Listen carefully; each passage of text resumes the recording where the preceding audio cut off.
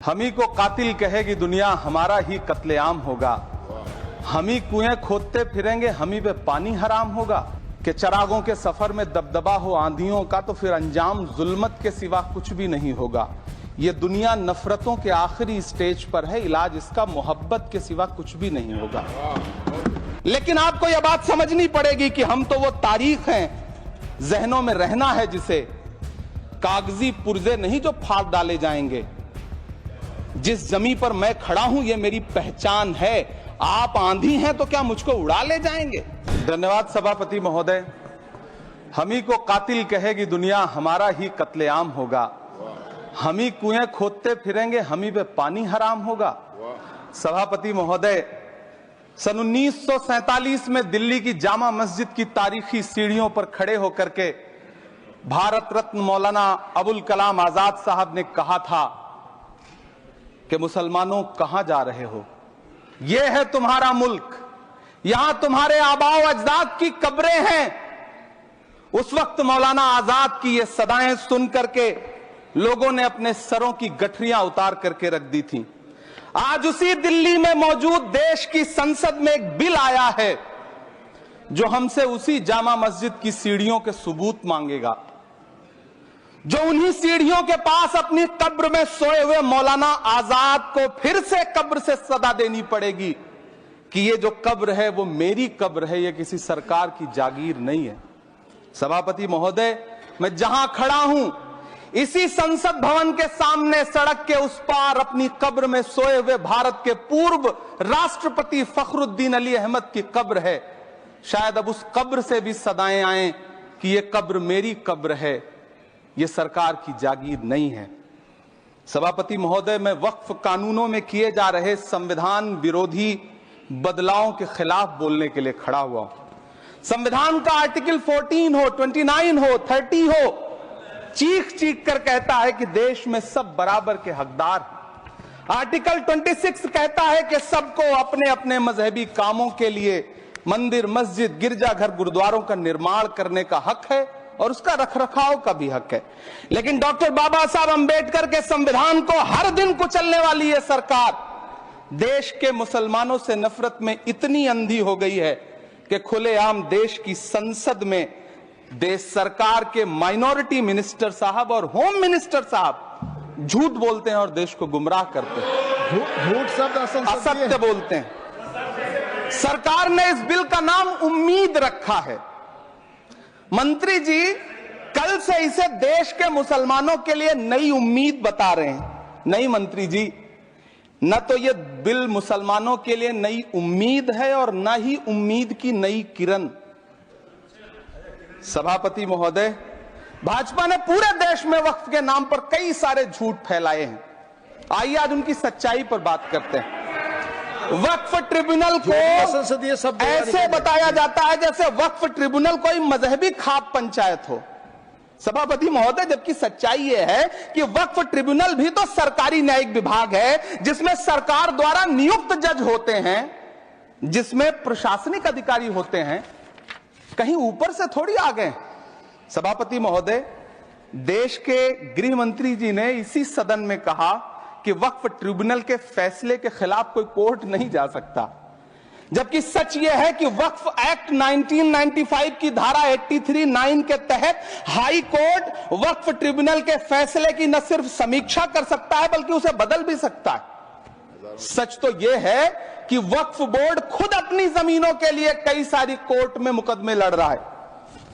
सभापति महोदय, दिल्ली की जिन 123 संपत्तियों को लेकर कल माइनॉरिटी मिनिस्टर, होम मिनिस्टर साहब और अभी आदरणीय नेता सदन बात कर रहे थे, आइए उनकी सच्चाइयों पे भी बात करते हैं। 1911 में जब अंग्रेजी हुकूमत ने कोलकाता के बजाय दिल्ली को राजधानी बनाने का फैसला किया तो रायसीना हिल्स के चारों तरफ जो मुसलमानों की ढेर सारी जमीनें थी उनको एक्वायर किया गया और लुटियन को इसकी तामीर की जिम्मेदारी सौंपी गई। सेंट्रल विस्टा की तरह लुटियन जोन का मेगा प्लान तैयार हुआ। लेकिन उस वक्त के मुसलमानों ने उस वक्त की अंग्रेजी हुकूमत से अपनी इबादत गाहों को बचाने के लिए लड़ाई लड़ी। मामला ब्रिटिश गवर्नमेंट तक पहुंचा। तब यह तय हुआ कि वो जो धार्मिक स्थल हैं उन्हें जस का तस रहने दिया जाएगा। इंडिया गेट के बगल वाली मस्जिद हो, जाप्तागंज, सुनहरी बाग मस्जिद हो, पार्लियामेंट रोड वाली मस्जिद हो, ऐसी 123 संपत्तियों के मैनेजमेंट के लिए 1913 में मुसलमान वक्फ वैलिडेशन एक्ट बना और उसके बाद एक नया शहर बसाया गया जिसे लुटियंस जोन का नाम दिया गया। फिर 1943-45 के बीच एक और समझौता हुआ आजादी से पहले, उसके तहत काफी सारी वक्फ जायदादों को सुन्नी मजलिस औकाफ बनाकर उसके अंडर किया गया ताकि उसकी देखरेख की जा सके। गृह मंत्री जी 2 दिन से सदन में जो बात कह रहे हैं वो दरअसल 123 संपत्तियां उसी सुन्नी मजलिस औकाफ के तहत आती है। सभापति महोदय, आजाद भारत आजाद हुआ। आजादी के बाद भारत में 1954 में वक्फ एक्ट लागू हुआ, जिसकी धारा 9 के तहत 1964 में केंद्रीय वक्फ काउंसिल का गठन हुआ। दिल्ली की वही 123 प्रॉपर्टीज को 1970 में सर्वे गजट करके गजट नोटिफाई किया गया। इसके निपटारे के लिए पूर्व प्रधानमंत्री इंदिरा जी के द्वारा 1974 में एक बर्नी कमेटी बनाई गई। बर्नी कमेटी ने 1976 में इन 123 संपत्तियों को दिल्ली वक्फ बोर्ड की संपत्ति होने की रिपोर्ट सौंपी। उस रिपोर्ट के आधार पर 1984 में कांग्रेस सरकार ने उन 123 प्रॉपर्टीज को दिल्ली वक्फ बोर्ड को सौंपने का फैसला किया, जिसके खिलाफ विश्व हिंदू परिषद कोर्ट गई। मामला 2011 तक पेंडिंग रहा। फिर 2011 में कोर्ट ने सरकार को आदेशित किया कि इसका निपटारा करो। तब 2013 में तत्कालीन यूपीए सरकार ने दिल्ली की उन्हीं 123 जायदादों को बर्नी कमेटी की सिफारिशों के मुताबिक वक्फ बोर्ड के हवाले किया। यही वो प्रॉपर्टीज हैं जिनके नाम से गृह मंत्री जी कल से कांग्रेस को कोस रहे हैं। फिर आई 2014 में भाजपा की सरकार, जो तब से इन जमीनों को हड़पने की साजिश कर रही है।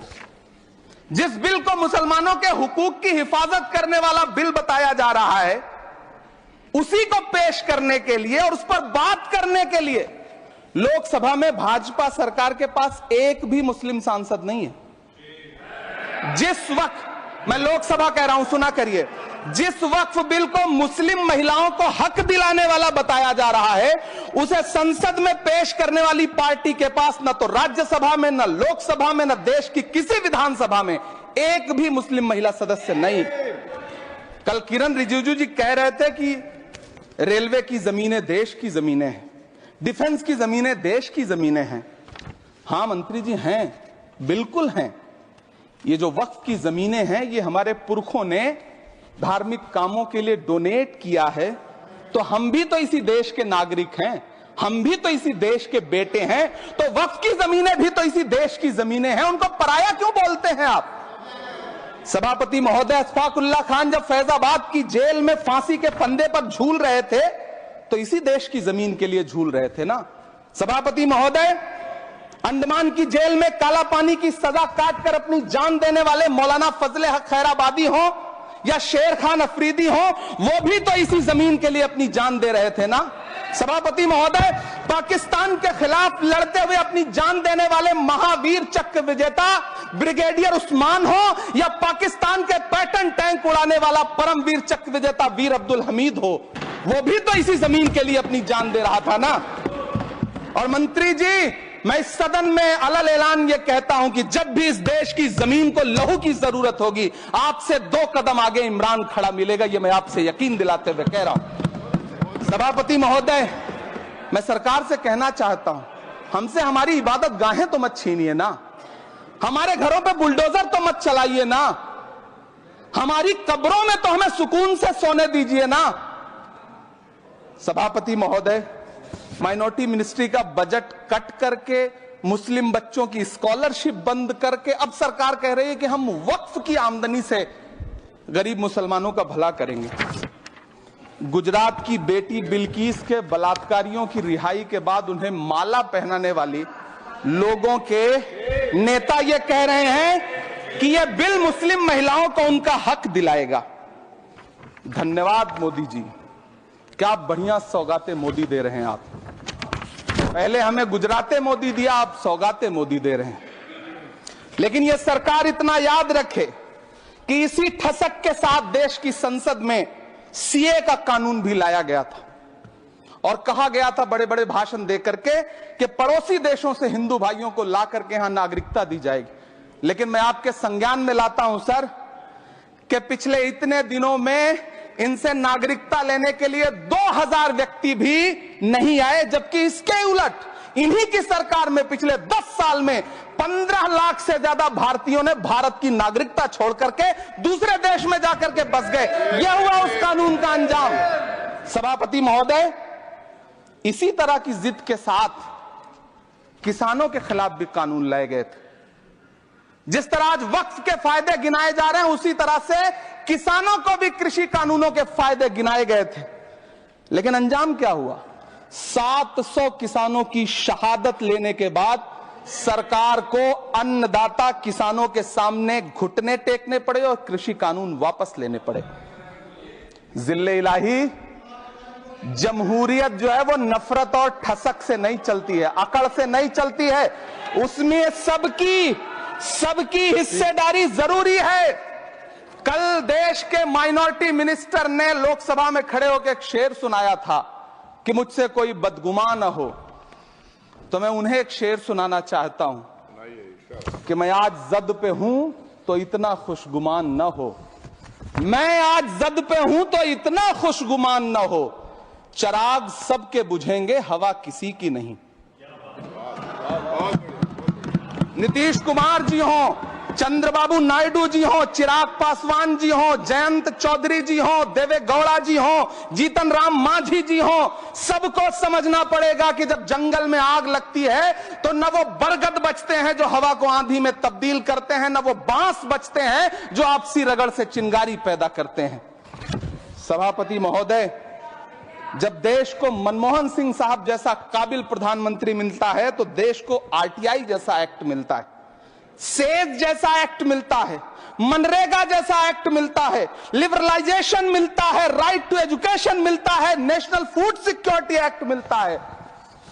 लेकिन जब देश को सौगातें मोदी मिलती है तो क्या मिलता है? सीए मिलता है, फॉर्म्स लॉ मिलता है, आर्टिकल 370 मिलता है, इलेक्टोरल बॉन्ड जैसा एक्ट मिलता है और वक्फ अमेंडमेंट एक्ट जैसे बिल देश को मिलते हैं। मुझे तो अपने हमवतन भाइयों से पूछना है कि आपको अपने बच्चों की तरक्की, खुशहाली और नौकरी की दरकार है या फिर मुसलमानों की दान की गई जमीनों को लूटकर धन्ना सेठों को देने की साजिश करने वाले कानून की? सभापति महोदय, यह सरकार रात के 3 बजे तक पूरे देश को जगा करके संसद में अपने ही नागरिकों को नीचा दिखाने के लिए वक्फ बिल ला रही थी, तो उधर रात के 1:30 बजे अमेरिका हम पर 26% टैरिफ लगा रहा था। सरकार की प्राथमिकताएं देश को पता। सभापति महोदय, मैं बहुत भावुक हूं आज, और मुझे अच्छा लगा कि आदरणीय नेता सदन जगत प्रकाश नड्डा जी ने बहुत अच्छी बातें भी की, मन से बातें की। क्योंकि उनके नाम में प्रकाश जुड़ा है तो मैं उनमें हमेशा एक रोशनी की किरण देखता हूं। मैं उनके सामने बहुत अदब से यह बात कहना चाहता हूं कि चरागों के सफर में दबदबा हो आंधियों का तो फिर अंजाम जुल्मत के सिवा कुछ भी नहीं होगा। यह दुनिया नफरतों के आखिरी स्टेज पर है, इलाज इसका मोहब्बत के सिवा कुछ भी नहीं होगा। मैं भावुक हूं, मेरी पलकें गीली हैं।